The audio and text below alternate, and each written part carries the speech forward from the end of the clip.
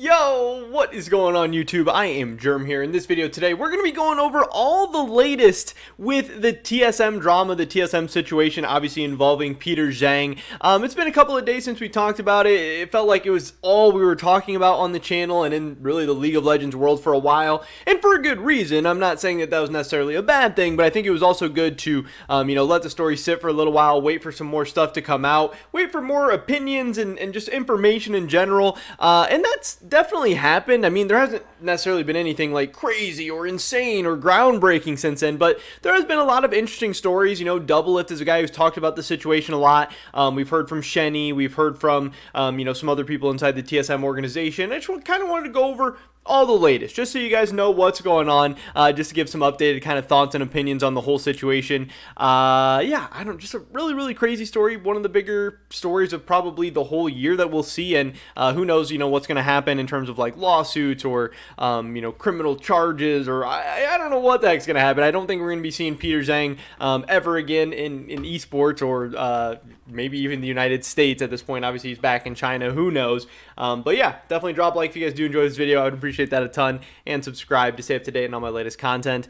Just trying to run those numbers up as high as we can. That'd be absolutely awesome. I know that a lot of people that watch my videos, even on a consistent basis, aren't subscribed, so clicking that button real quick would be great. With that being said, let's get right into this. So one of the places I wanted to start was actually with Shenny, because when the news came out, or this was even a little bit before the news came out, as people at TSM were starting to find out about the news, he tweeted out this, just like ...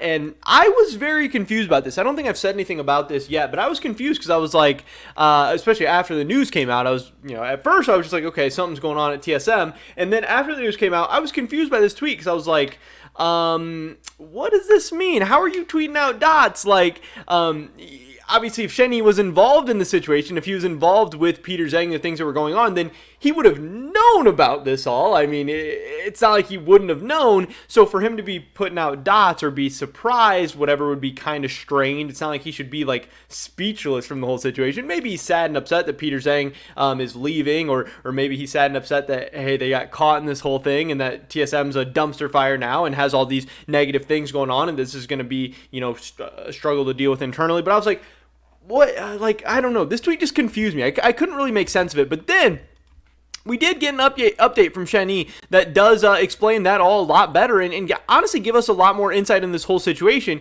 He said, Peter, never take my yuan or yan or yen or however you say it. I don't know, the Chinese currency. And this made it all make a lot more sense. And it's also a very big break in this whole kind of story, because obviously Peter was getting money from people to guarantee them spots on TSM. And then I'm kind of allegedly, and I'm kind of going as far as to say that there is the potential in that whole situation that obviously he was potentially influencing TSM's decisions of which players to bring in then as well.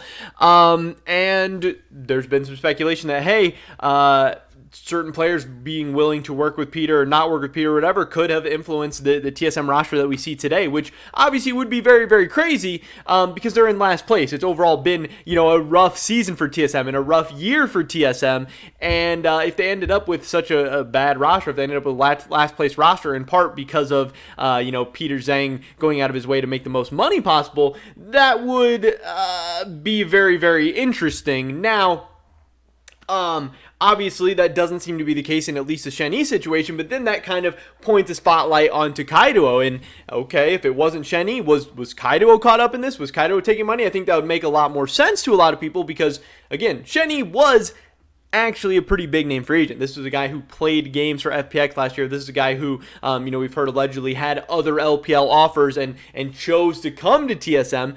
Maybe because of the buyout and the salary that they were able to offer him. Maybe, he was just going to come to TSM no matter what. But then, Kaido, he had more question marks. He wasn't as big of a free agent. How, was he able to get such a big salary and such a big buyout? And how was he able to secure this TSM spot? Was that more in part due to Peter Zhang? I don't know. But hearing that Shenny wasn't involved in the whole situation, I think is good for TSM, good for Shenny, obviously. But then there's still question marks about, Kaido, Yursan, obviously Sword Art, we know, kind of got caught up in this whole thing. And then that's the other interesting part is, Doublelift just came out and talked about all the different situations and, said all this stuff about Peter Zhang, that there's people that he owes like hundreds of thousands of dollars, or at least people that he was trying to get hundreds of thousands of dollars from. I know Double have said, Peter reached out to him actually as well. There's the rumors or speculation or whatever that he donates a ton of money to female streamers on Weibo, and that he's overall just really, really bad with his money, obviously. And then there's the whole, his grandma's cancer treatment, surgery, whatever. Is that true? Is that not? Either way, just asking a bunch of people for that money. The fact, the Sword Art car situation where he sold Sword Art's car for him and then just kept the money. Yeah, he was maybe going to repay it back later, but that's still, fraudulent. That's still stealing, whatever the case may be. And then the fact that he was borrowing money from other people to pay off other debts, and then, keep telling people he's going to pay him back later while borrowing. Just this whole crazy, insane situation. Super, super weird. We also got a couple statements from Reggie about the whole thing. This guy on TSM subreddit, he said the story is everything: abusing his position to defraud the culturally and linguistically isolated foreigners, scamming his employer by specifically selecting players that are willing to give him this cut. Again, that doesn't seem to be the case in the Shenyi situation, but that definitely could have been the case with other players. Asking for loans from people that he holds managerial responsibility for, and straight up temporarily stealing money from Sword Art. That's another very, very interesting point, is that, yeah, Peter was, asking players and members on TSM. We heard LCS players and Academy players on TSM for money. And that is really, really gross. Because again, like Double have said, there were some players that probably felt like, hey, this is a guy who can affect my standing in the team, potentially decide if I get to play or not, potentially decide if I get to stay on this roster or not, asking me for money. That's a very, very tough spot to be in. Imagine a lot of you guys, your boss asking you for a loan, especially for something so important or crucial, like, again, his grandma's treatments and stuff. And imagine feeling like if you say no, potentially your career could be affected. That's really, really crazy. That makes the whole situation a lot worse. Reggie did come out and say, though, that they reacted within 24 hours about finding out about this stuff. Again, how did they find out about it? Was it Sword Art, bringing stuff to their attention? Was it numerous people that Peter Zhang owed money to bringing light this whole situation? We don't know for sure. But this guy then does say, amazing response time, Reggie. I'm curious if you can openly talk about this stuff or whatever. And Reggie says, from my understanding, our LOL GM worked with every player to reverse their wires. Like their bank transfers that they were trying to send to Peter or Sword Art or whatever. And they were able to get those reversed for the most part, which is good, because it sounds like you weren't really going to see that money anytime soon from Peter, especially now that he's jobless.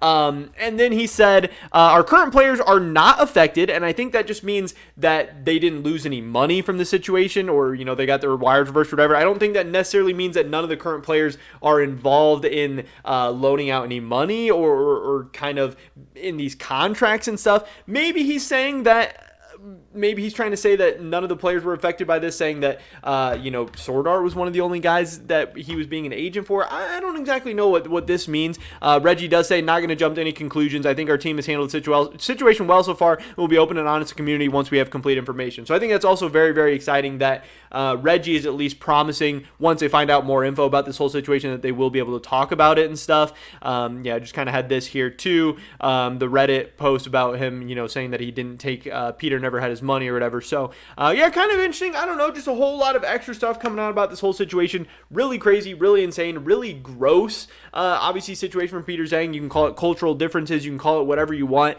Overall, just a really, really nasty situation. And again, I think it has been really cool that TSM was still able to, come out and put up a 2-0 week last week. And I also wonder how this is going to affect their roster decisions going forward. I do wonder how this is going to impact the futures of guys like Yursan and obviously Kaido and where their standings are with the team at this point.